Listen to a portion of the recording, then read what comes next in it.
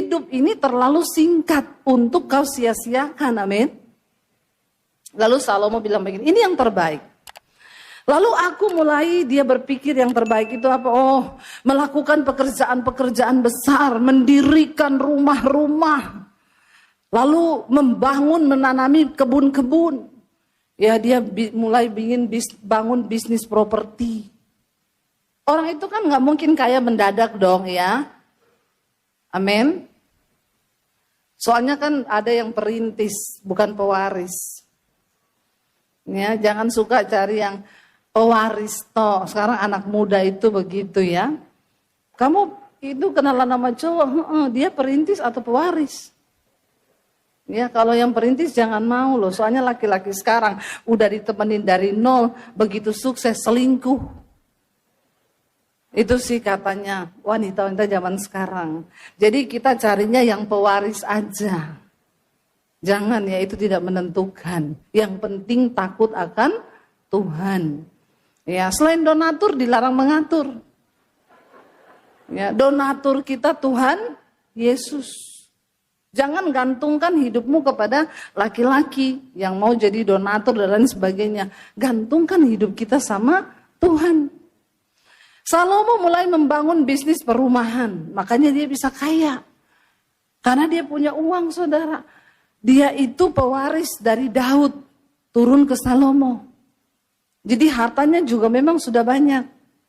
Ya, yang aneh anak-anak muda zaman now, terutama kaum Gen Z, sudah mager, males, tiap hari cuma lihat handphone, bikin status, semua akan indah pada waktunya. Tidurmu terlalu nyenyak, keong racun, bangun kau bangun ya. Jangan tidur terlalu nyenyak.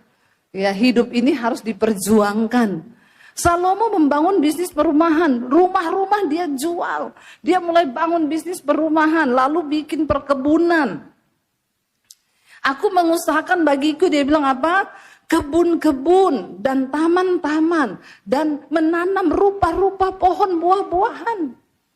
Dia mulai mengarah ke perkebunan, saudara. Ya, dia usahakan, dia bekerja dengan giat, dengan tangannya, dia bangun bisnis.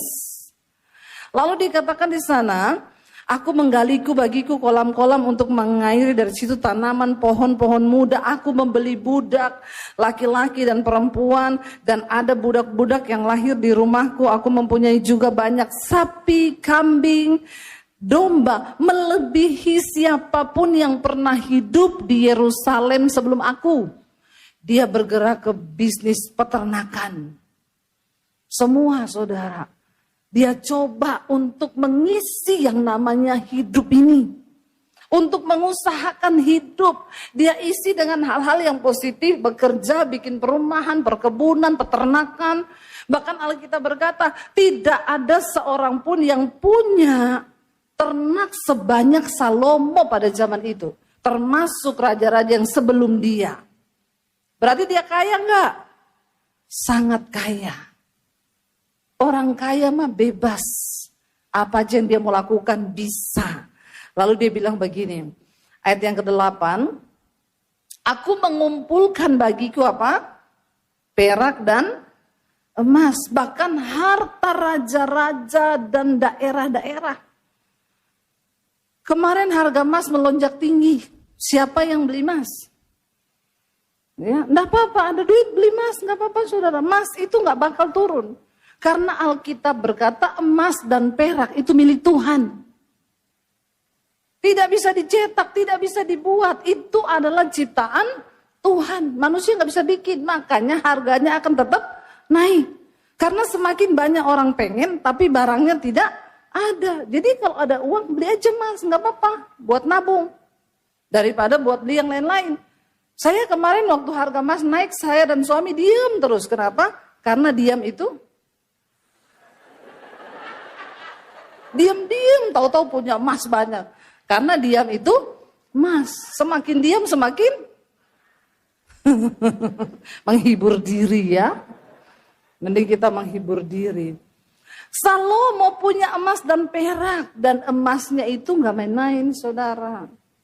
Bahkan Alkitab berkata raja-raja datang memberi dia emas. kekayaan kerajaan, kekayaan daerah diambil semuanya.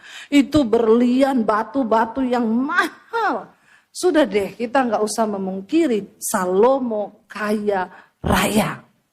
Lalu dia bilang begini, saudara. Aku mengumpulkan emas, perak, kekayaan daerah. Aku mencari bagiku apa? Biduan dan biduanita.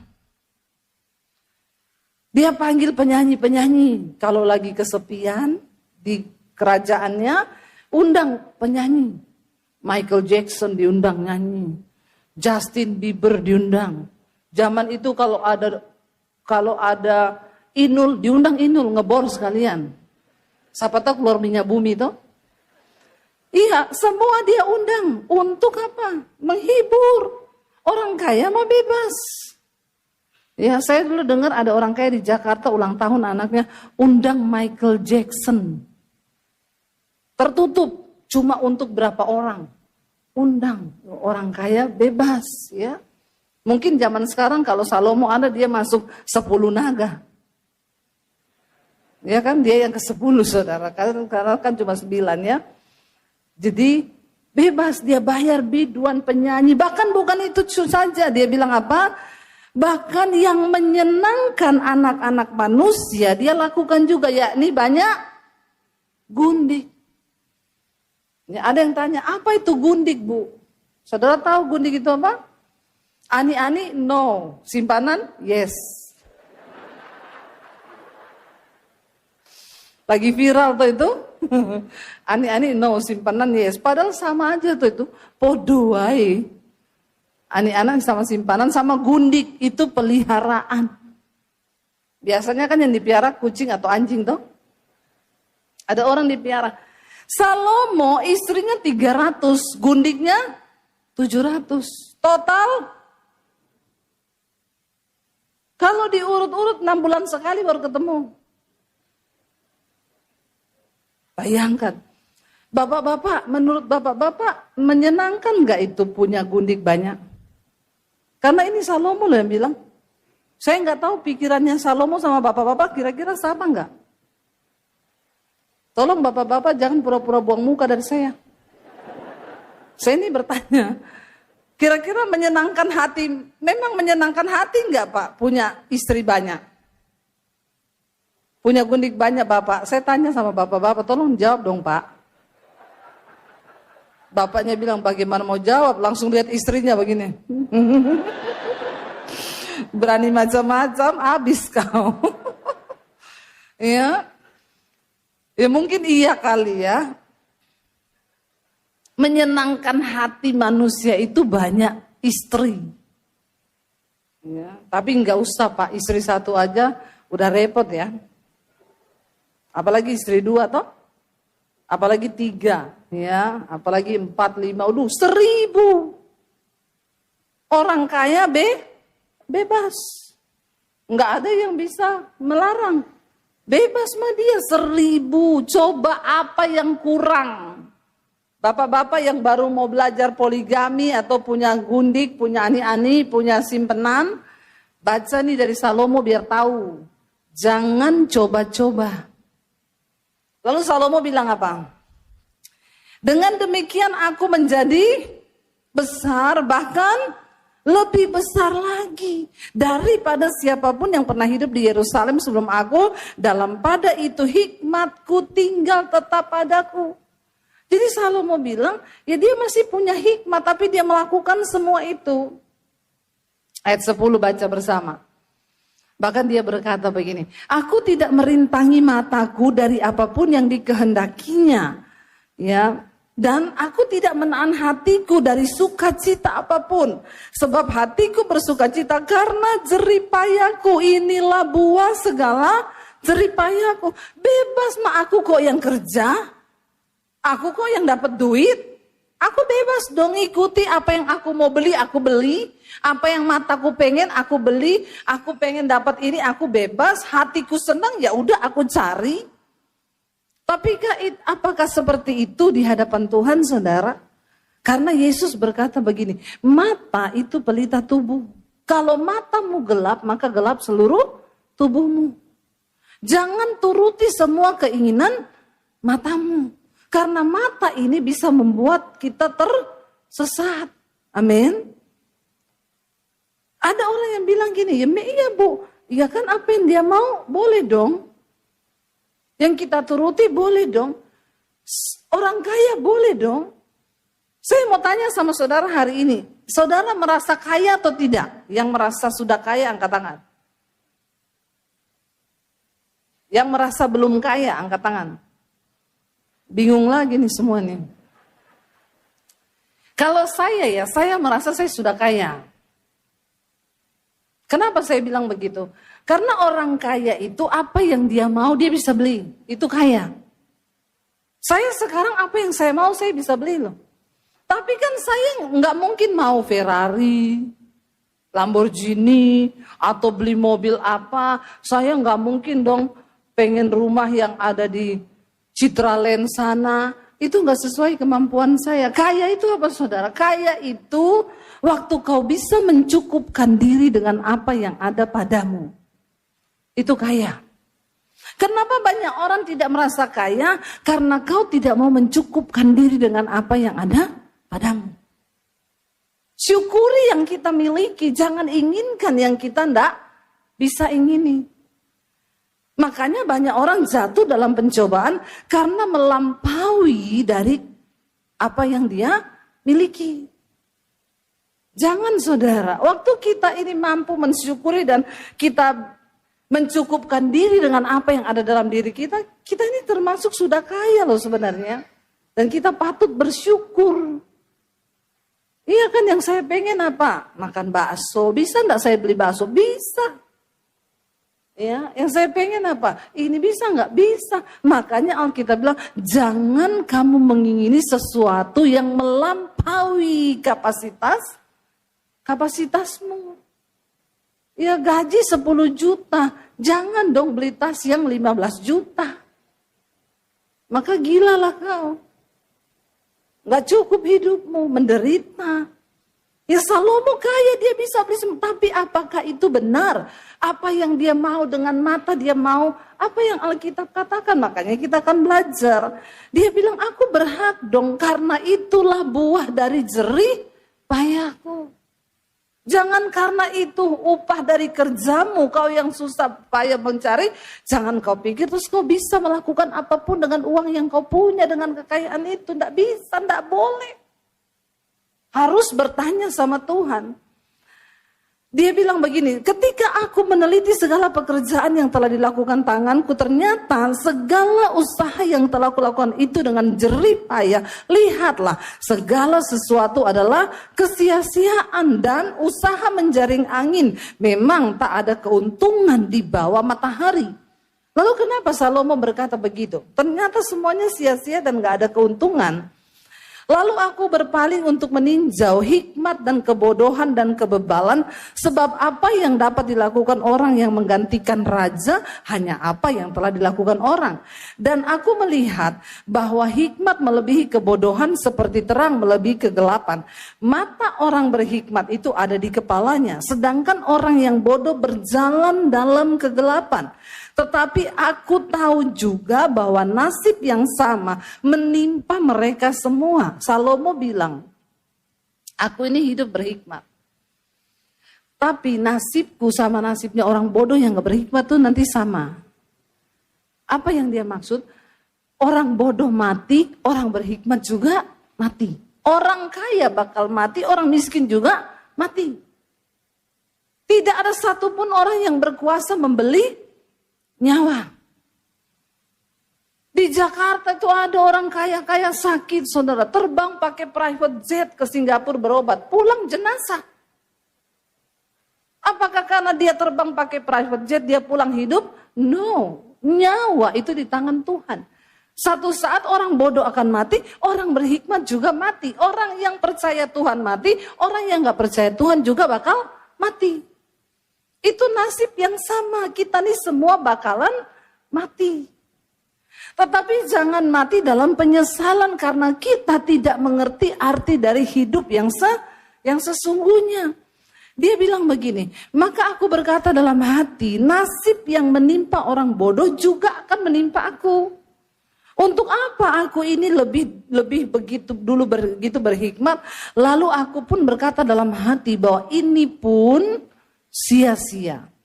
Ayat 16 dia bilang begini, karena tidak ada kenang-kenangan yang kekal, baik dari orang yang berhikmat maupun dari orang bodoh. Kalau kita sudah mati, kita pasti akan dilupakan. Mau sehebat apapun kita berhikmat, dilupakan saudara.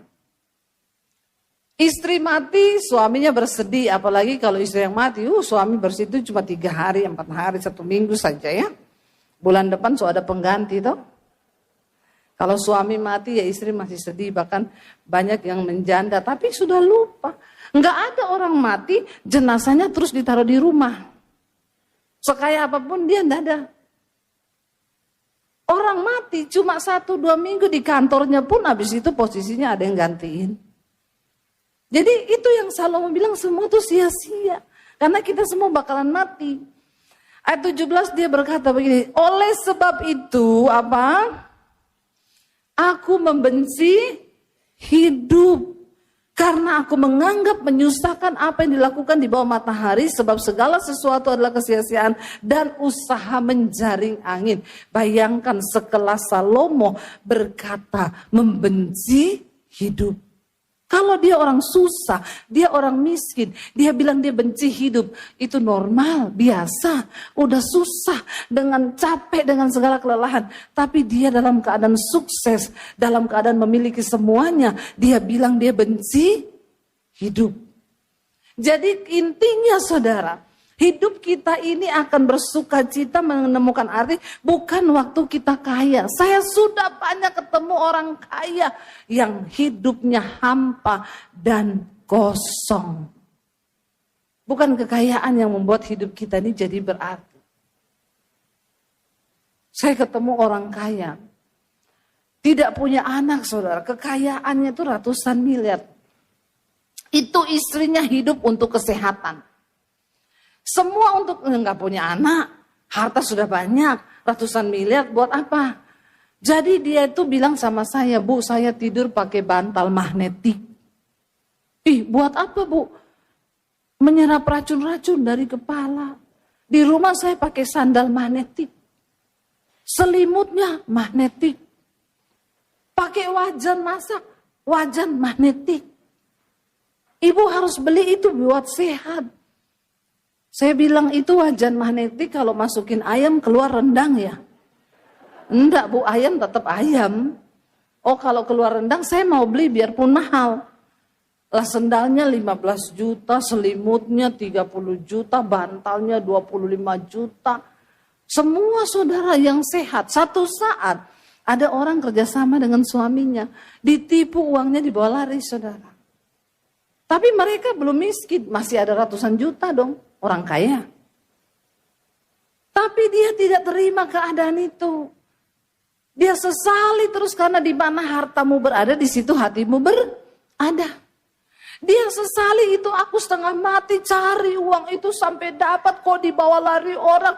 Dia sedih, dia lupa mensyukuri yang masih ada. Setiap malam akhirnya mulai nggak bisa tidur. Saya bilang kan ibu pakai bantal magnetik loh. Biar itu bantal sedot semua itu pikiran-pikiran ya kita ya jadi biar bisa lupa gitu ya. Enggak bisa tuh Bu, ya enggak bisa kalau itu Bu. Nah berarti kita butuh perkenanan Tuhan tuh di situ. Mengampuni orang, melupakan, melepaskan yang hilang dan mensyukuri yang masih ada. Kadang-kadang orang nggak mengerti arti hidup itu untuk mensyukuri yang ada. Dia masih punya ratusan juta, dia tangisi yang hilang itu. Dan dia tidak bisa mengampuni. Dalam waktu singkat saudara, dia mulai drop. Tidak bisa tidur, nggak bisa mengampuni, sakit hati, drop, kurus, tiba-tiba divonis dokter kena cancer. Kanker karena banyak kepahitan sel-sel tubuhnya itu. Orang itu kalau banyak pahit, sakit hati, kortisol naik loh. Darahmu mengental. Susah hidup, pikirin jatuh tempo. Ya toh? Kalau orang miskin itu, iya ternyata saya itu lihat teman saya lagi liburan di Swiss. Ngangkat story di Instagram. Di bisnis kelas, di foto, minuman, makanannya. Minumannya goyang-goyang begini saudara. Ya, kena turbulence. Tulisannya gini. Ternyata pesawat nabrak awan bikin jantung deg-degan. Orang kaya bebas. Deg-degannya di bisnis kelas. Ya, saya bilang, Bu, lebih bikin deg-degan lagi besok jatuh tempo dan duitnya enggak ada. Itu lebih deg-degan daripada pesawat tabrak langit. Iya Pak ya? Yang pernah mengalami saja. Iya enggak saudara? Iya, jadi saudara banyak orang ternyata hidupnya kosong hampa karena enggak mengerti. Lalu Salomo bilang begini. Oleh sebab itu aku benci hidup karena aku menganggap menyusahkan apa yang dilakukan di bawah matahari, sebab segala sesuatu adalah kesia-siaan dan usaha menjaring angin. Aku membenci segala usaha yang kulakukan dengan jeripaya di bawah matahari. Dia sampai di satu titik yang menemukan hidupnya itu hampa. Semua usaha yang dia buat ternyata tidak ada artinya. Semuanya hampa. Semuanya palsu, semuanya hanya sesuatu yang dia kejar dan tidak memberi arti apapun di dalam dirinya. Hati-hati jangan sampai kita terjebak. Ya, mengejar sesuatu yang kita pikir bisa membawa bahagia, ternyata tidak membawa bahagia. Kita tertipu. Salomo bilang, aku benci semua usaha yang kulakukan, sebab aku harus meninggalkannya kepada orang yang akan datang sesudah aku. Dia bilang, nanti aku mati, semua jeripayaku, hartaku, aku tinggal untuk orang nanti yang lain. Tidak bisa aku bawa mati ternyata. Terus ngapain aku berjeri-jeri payah, berjeri lelah sampai stres di dunia ini?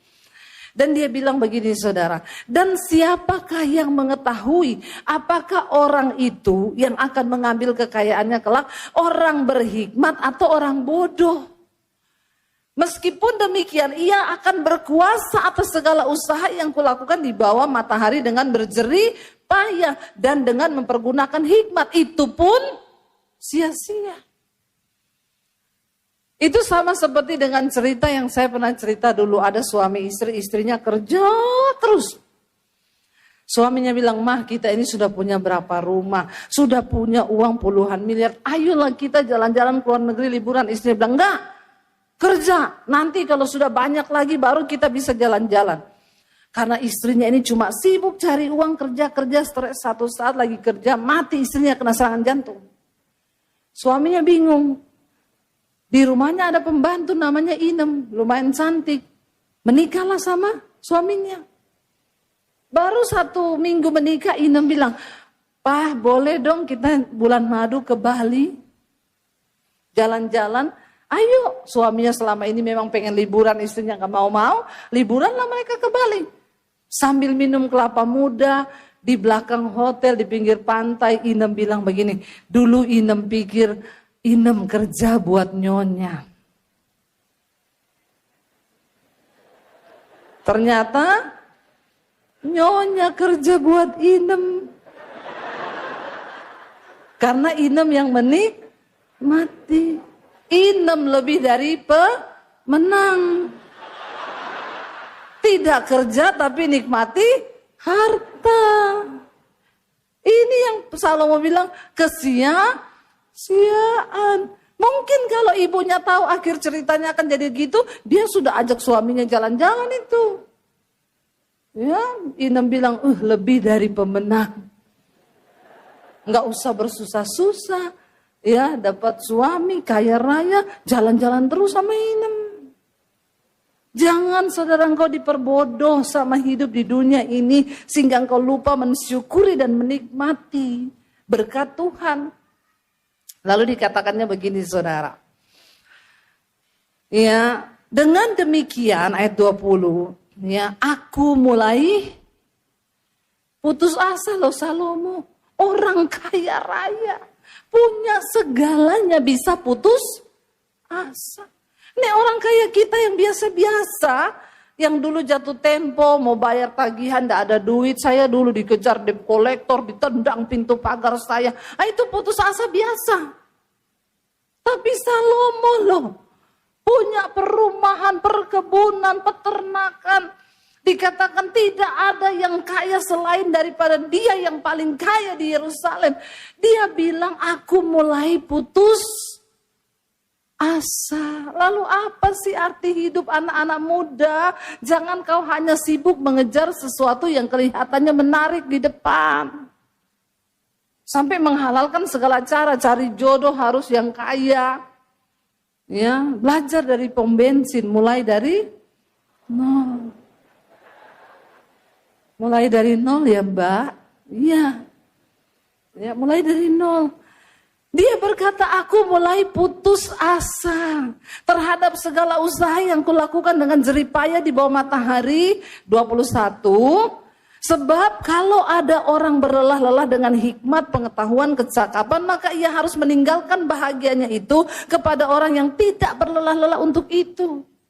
Ini pun adalah kesia-siaan dan kemalangan besar. Artinya apa? Engkau bisa bekerja tapi jangan stres karena pekerjaanmu, amin. Lalu dia bilang apa saudara? Apakah faedahnya yang diperoleh manusia dari segala usaha yang dilakukannya dengan jeripaya di bawah matahari dan dari keinginan hatinya? Seluruh hidupnya penuh kesedihan dan pekerjaannya penuh kesusahan hati. Bahkan pada malam hari hatinya tidak tentram, tidak bisa tidur. Ada di antara kita yang hari-hari ini gak bisa tidur, stres, tertekan hatinya. Ya, dengan jeripaya kesusahan. Kerja makin banyak, makin stres. Saya ketemu orang saudara, Bu doainnya kenapa sudah terlanjur beli mesin, tidak ada order. Nggak ada orderan masuk Bu. Ya udah kita berdoa ya. Stres mereka berdoa. 3 bulan kemudian ketemu mereka saya. Stres juga. Kenapa? Kebanjiran orderan. Apa kita doa lagi biar nggak ada orderan? Tapi tetap stres, sama stresnya sama. Malah makin stres waktu kebanjiran orderan karena dikejar-kejar, dioyak-oyak, Bu, wis pusing, puyeng kepala saya. Wis ora iso liburan, ora iso lunga, ora iso ngopo-ngopo. Ini yang pengkhotbah bilang. Saya bilang lah dulu nggak ada kerjaan, stres. Sekarang banyak kerjaan. Nah, terus maumu itu apa? Kata malaikat, maumu itu apa? Dikasih kerjaan stres, nggak ada kerjaan. Ini loh, ini yang Salomo bilang. Bekerja siang malam, hidup penuh kesedihan, pekerjaan penuh kesusahan hati, bahkan pada malam hari tidak bisa tidur. Karena tidak ada damai dan ketenteraman di hati. Buat apa kau punya kekayaan banyak kalau hatimu nggak damai, amin. Mending pas-pasan tapi ada damai sejahtera, ada sukacita, itu lebih daripada pemenang. Ayat 24. Ini kesimpulan yang Salomo bilang saudara. Tak ada yang lebih baik bagi manusia daripada apa? Makan dan minum dan bersenang-senang dalam jerih payahnya. Aku menyadari bahwa ini pun dari tangan Allah. Kita bisa bersenang-senang, menikmati, makan, minum dari segala jerih payah kita. Itu bisanya kita dapatkan dari tangan Tuhan. Artinya dalam hidup ini harus ada perkenanan Tuhan. Harus ada perkenanan Tuhan saudara. Karena orang yang hidup dalam perkenanan Tuhan, dia bisa mensyukuri. Saya nggak bicara soal makanannya saudara. Saya bicara soal perkenanan Tuhan dalam hidup kita. Walaupun kita cuma makan tempe, sambal, sama tahu. Kalau ada perkenanan Tuhan, ada ketenteraman dalam hati, amin. Tapi sebaliknya walaupun saudara makan di restoran mewah, kalau tidak ada perkenanan Tuhan, pertengkaran, perkelahian, malah kekayaan itu akan menjerumuskan kita. Akhirnya anak-anak narkoba sudah enggak karu-karuan. Mari kita berdoa saudara. Karena itu Salomo berkata begini ayat 25. Karena siapa dapat makan dan merasakan kenikmatan di luar Tuhan? Tidak ada kenikmatan, tidak ada karunia menikmati kalau kita hidup di luar Tuhan. Karena itu Bapak Ibu, mari hari-hari ini kita semakin melekat pada Tuhan. Supaya apapun yang bisa kita peroleh, apapun kita dikasih kekayaan, kita bisa menikmati kekayaan itu dalam damai sejahtera. Hidup kita bisa menjadi berkat. Kalau hari ini engkau diberi kekayaan tapi kau stres, kau tertekan, bahkan kau lupa hari matimu. Saking banyak masalah, malam tidak bisa tidur, tiba-tiba mati kena serangan jantung. Bingung kita saudara. Karena pengkhotbah bilang, orang kalau tidak ingat Tuhan dalam hidupnya, Tuhan membuat dia lupa akan hari matinya. Dan dia dikasih kesibukan terus sampai dia lupa tentang kematiannya. Bersyukur kalau hari ini firman Tuhan mengingatkan kita, amin. Kembali kepada perkenanan Tuhan. Engkau bekerjalah dalam perkenanan Tuhan. Ketika engkau diberkati kaya, kayalah dalam perkenanan Tuhan. Bahkan sekalipun hari ini kita masih miskin dan tidak punya apa-apa, tetaplah hidup dalam perkenanan Tuhan. Supaya kita bisa menjadi orang-orang yang berkenan, sehingga kapanpun kita dipanggil, kita akan pulang kembali ke surga tanpa ada penyesalan bahwa kita tidak melakukan sesuatu untuk kemuliaan Tuhan. Dan firman Tuhan ini berkata ayat 26, karena kepada orang yang dikenannya, baca sama-sama ayat ini penting, 1, 2, 3. Karena ia mengaruniakan hikmat, pengetahuan, dan kesukaan. Tetapi orang berdosa ditugaskannya untuk menghimpun dan menimbun sesuatu yang kemudian harus diberikannya kepada orang yang dikenan Allah. Ini pun kesia-siaan dan usaha menjaring angin. Jadi lebih enak itu hidup dikenan Tuhan. Kalau kita hidup dalam perkenanan Tuhan, Alkitab berkata, Tuhan itu memberi. Ya, Tuhan itu mengaruniakan kepada orang yang dikenannya hikmat dan juga apa? Diberikan kesukaan dan pengetahuan, sukacita, damai sejahtera. Sebaliknya, orang-orang yang berdosa, kata ayat ini, mereka ditugaskan untuk bekerja keras cari harta, timbun harta. Yang nanti satu saat harta itu akan diserahkan untuk orang yang berkenan kepada Tuhan. Jadi lebih enak menjadi apa saudara? Orang yang kaya atau dikenan Tuhan? Dikenan Tuhan. Makanya orang tuh kalau hidupnya dikenan Tuhan, saudara dengar dia bersaksi. Saya ini terlilit hutang sekian, tiba-tiba Tuhan kirim orang nolong saya. Itu perkenanan Tuhan.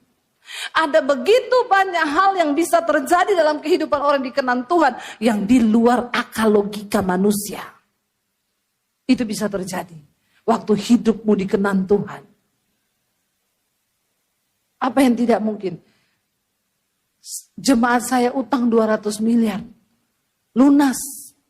Tuhan kirim orang yang selama ini dipakai untuk menimbun harta.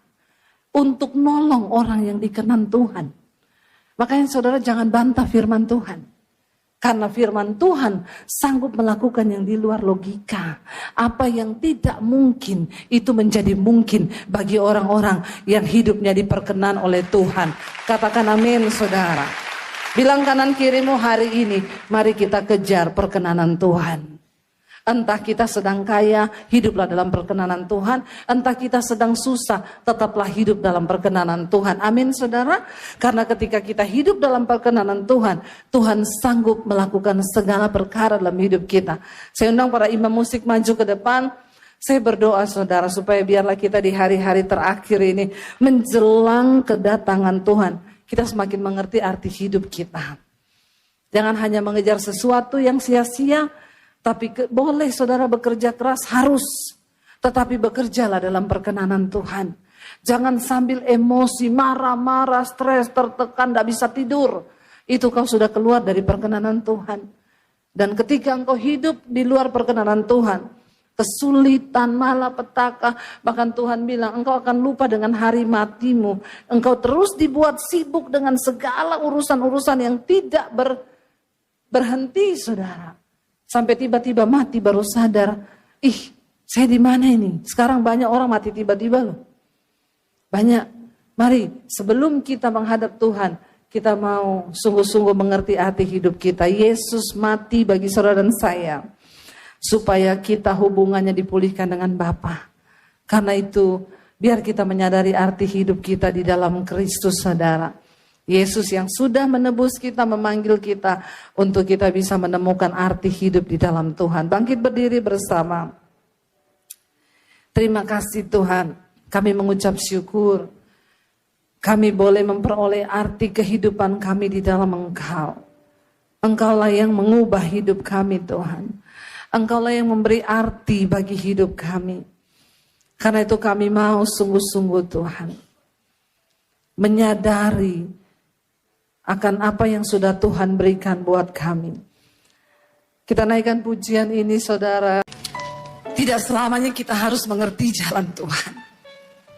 Tapi untuk selamanya kita harus belajar percaya kepada Tuhan. Sekalipun mengikuti jejaknya itu berat. Seringkali apa yang kita mau secara daging tidak terjadi. Tapi percaya saudara, waktu kau ikut jejaknya Tuhan. Ayub berkata begini saudara. Perintah dari bibirnya tidak kulanggar. Dalam sanubariku kusimpan ucapan mulutnya. Mari dengarkan firman Tuhan dan simpan itu dalam hatimu. Waktu engkau menyimpan firman dalam hatimu, maka firman itu yang akan menuntunmu saudara, untuk mulai mengikuti kehendak Tuhan. Waktu kau simpan firman dalam hatimu, maka firman itu yang akan berkuasa membawa engkau sampai pada tujuannya Tuhan. Karena firman itu berkuasa. Dan firman itu dikatakan akan mengerjakan setiap apa yang disuruhkan Allah untuk terjadi dalam hidup kita. Bahkan Ayub berkata begini, tetapi Tuhan itu tidak pernah berubah. Siapa dapat menghalangi Tuhan? Perhatikan saudara, kalau hari ini engkau belum mencapai satu tujuan di hidupmu, jangan salahkan orang lain. Jangan pernah salahkan gara-gara dia ini, saya nggak bisa dapat ini. Jangan pernah salahkan nih gara-gara dia ini, sampai saya hari ini harus begini. Waktu Tuhan yang menentukan untuk engkau dapat mencapai sesuatu, maka dikatakan tidak ada yang bisa menghalangi Tuhan. Tidak ada yang dapat menghalangi kuasa Tuhan yang besar untuk membawa engkau digenapi janji itu dalam hidupmu. Gak ada. Tidak ada satu manusia yang berkuasa pun saudara, yang dapat menghalangi jalan Tuhan atas hidupmu. Bagian kita cuma duduk di kaki Tuhan dan belajar percaya. Ajar kami memahami Tuhan, apa maksudmu dari setiap ujian ini. Waktu kau tahu bahwa ayat ini berkata, siapa dapat menghalangi Tuhan? Karena itu saya selalu belajar untuk menerima bahwa kenyataan apapun yang kita hadapi hari ini itu seizin Tuhan. Dia tidak pernah terlalu cepat. Tuhan gak pernah buru-buru saudara. Walaupun kita udah gebelet banget pengen dapetin itu, tapi Tuhan bilang tunggu. Kalau aku belum berkata, itu gak akan terjadi. Waktu kita mengerti cara Tuhan ini, kita nggak mudah menyalahkan orang lain gara-gara dia itu. Sampai saya nggak bisa begini, gara-gara dia itu stop. Karena Tuhan, kalau dia sudah menetapkan sesuatu, ayat ini berkata, tidak ada satu pun yang dapat menghalangi Tuhan. Tidak ada satu kuasa pun yang dapat menghalangi kehendak Tuhan terjadi. Apa yang dikehendakinya, perhatikan. Ayat ini berkata begini saudara, baca bersama. Apa yang dikehendakinya dilaksanakan juga. Karena apa? Ia akan menyelesaikan apa yang ditetapkan atasku, dan banyak lagi hal yang serupa yang dimaksudkannya.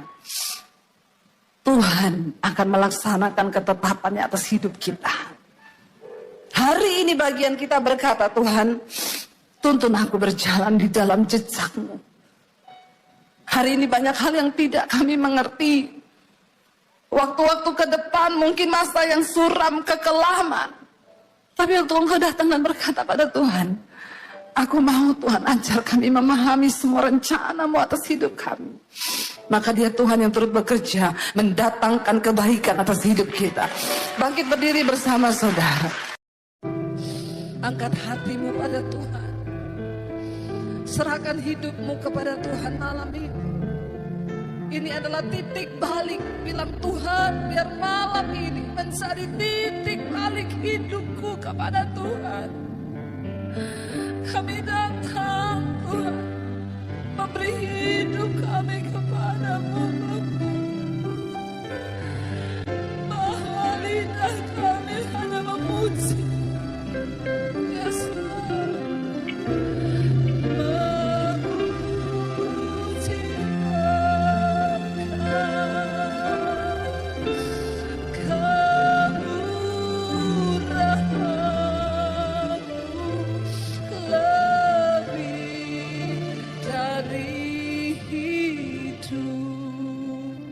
Tutup mata dalam hadirat Tuhan. Bapa, lihat setiap hati kami malam ini. Kami datang Tuhan. Tuhan yang tahu hidupmu masing-masing, saudara. Dan malam ini Dia cuma mau Engkau beri hidupmu yang sungguh-sungguh bagi Dia. Tidak peduli dosa apapun yang sedang hari ini Engkau lakukan. Tuhan tidak pernah melihat masa lalu, tapi Dia tunggu engkau yang sekarang untuk menyerahkan hidupmu kepada Tuhan.